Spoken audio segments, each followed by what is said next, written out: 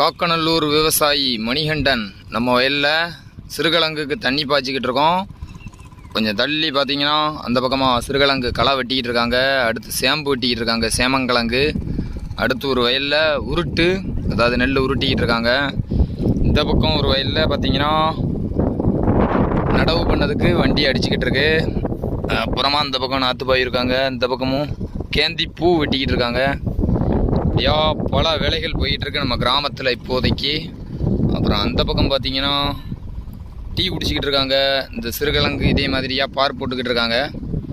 அதுக்கப்புறமா சேனக்கிழங்கு வெட்டிக்கிட்டு இருக்காங்க. அது பக்கத்துலேயே அப்படியே நிறைய வேலைகள் போயிட்டுருக்கு.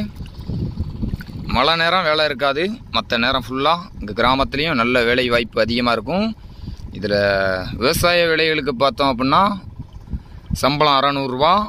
ஆனாலும் ஆள் பற்றாக்குறை இருக்க தான் செய்யுது. நமக்கு பக்கத்தில் இந்த வாழை வெட்டணும் ஆள் இல்லை.